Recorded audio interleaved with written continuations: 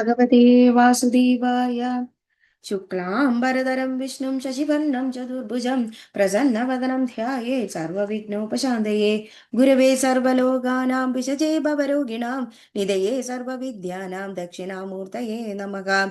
जन्मादस्य यतोऽन्वयतितरतच्चार्तेष्वभिघ्नस्वराट् तेने ब्रह्महृदाय आदिकवये मुह्यन्ति यं सूरयः। तेजो वारिमृदां यदा विनिमयो यत्र सर्गो मृषा धाम्ना स्वेन सदा निरस्तकुहकं सत्यं परं धीमहि। धर्मप्रोञ्चितकैतवोऽत्र परमा निर्मत्सराणां सदां वेद्यं वास्तवमत्र वस्तु शिवदं तापत्रयोन्मूलनम्। श्रीमद्भागवते महामुनिकृते किं वा परैरीश्वरः सद्यो हृद्यवरुध्यते त्रिकृतिभिः शुश्रूषुवत्सक्षणात्।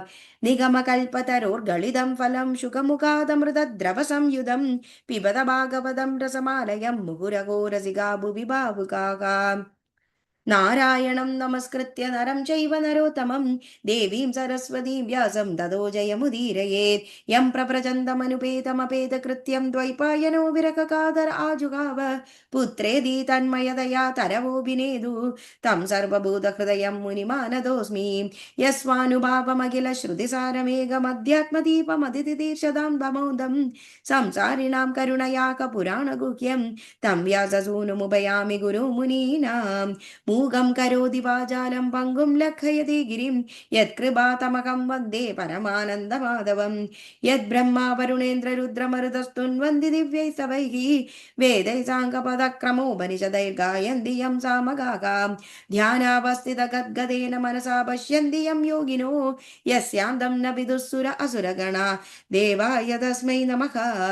कोमलं कूजयन् वेणुं श्यामलोऽयं कुमारकः वेदवेद्यं परब्रह्म भासदां पुरतो मम।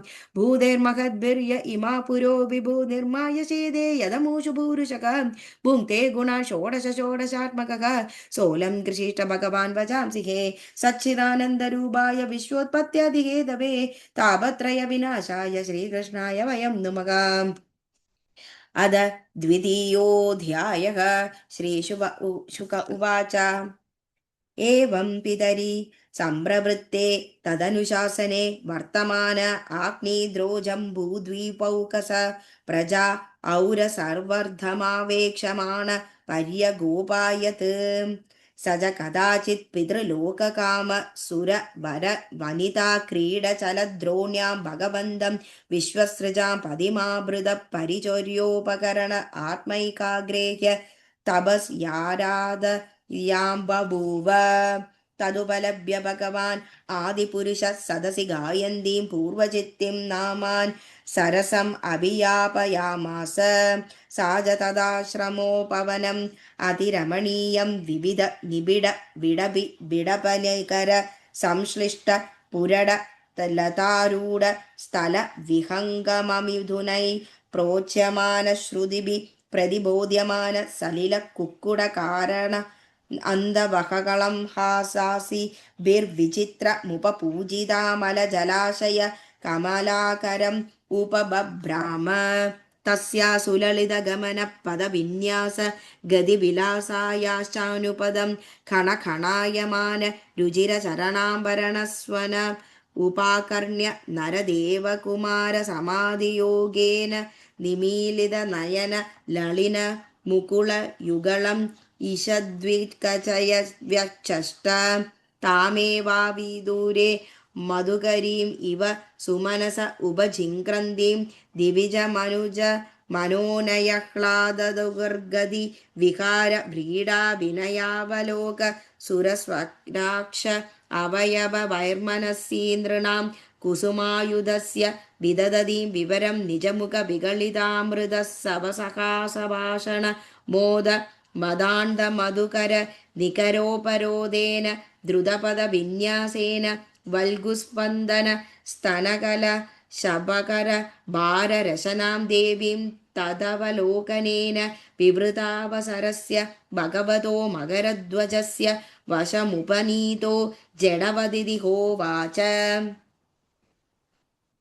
का त्वं चिकीर्षसि च किं मुनिवर्यशैले मायासिकाभि भगवत्परदेवतायाः विज्ये बिभर्षिधनुषि सुहृदात्मनोऽर्थे किं वा मृगान् मृगयसे विपिने प्रमत्तान् बाणाविमौ भगवदशतपत्रपत्रौ शान्ता बभुं करुचिरावतिथिगमदन्दौ कस्मै युयुङ्क्षसि वने विर्चरन्न विग्मः क्षेमाय नो जडधियां तव विक्रमोऽस्तु शिष्या इमे भगवदपरिदपडन्ति गायन्ति सामसः सरहस्यमजस्रमीजं युष्मच्छिक्का विलुलिता सुमनोभिवृष्टिः सर्वे भजन्त्यर्षिगणा इव वेदशाखाः वाजं परं चरणपञ्जरतितीरीणां ब्रह्मन्नग्रूपं मुकरां शृणवाम तुभ्यं लब्धा कदम्बरुचिरङ्गविडङ्गबिम्बे यस्यामलादपरिधि क्वजवल्कलं ते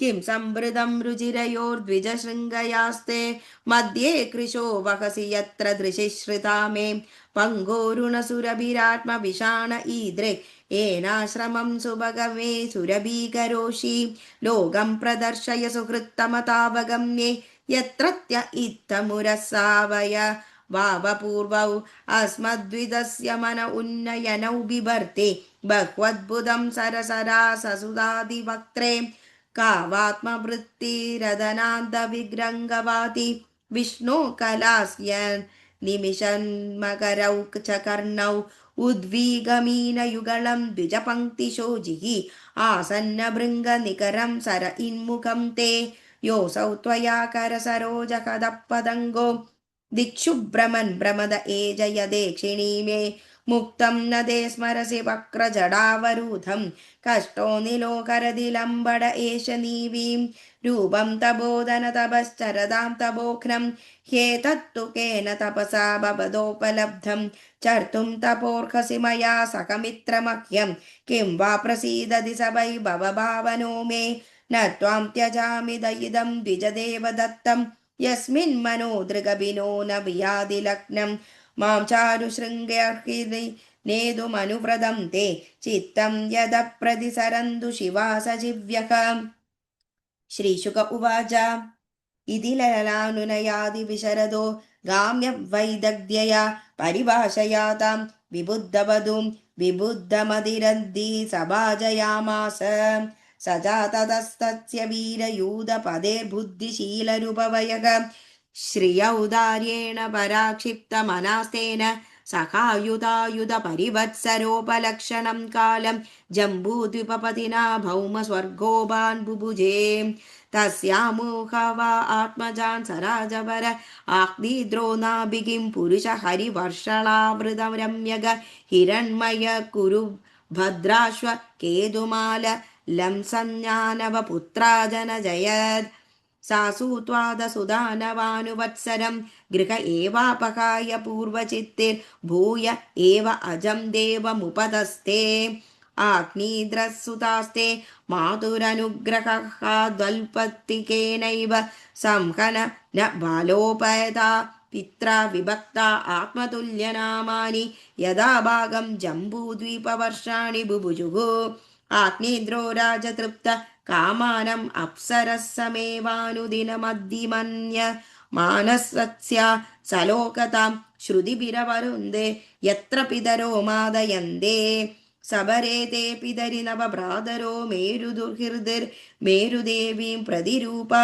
उग्रदं श्रीं लतां रम्यां श्यामां नारीं भद्रां देववीदीम् इति संज्ञा नवोदभकन् इति श्रीमद्भागवते महापुराणे पारमहंस्यां संहितायां पञ्चमस्कन्धे आग्नेयवर्णनं नाम द्वितीयोऽध्यायः श्रीहरे नमः गोपिका जीवनस्मरणं गोविन्द गोविन्द थैंक यू।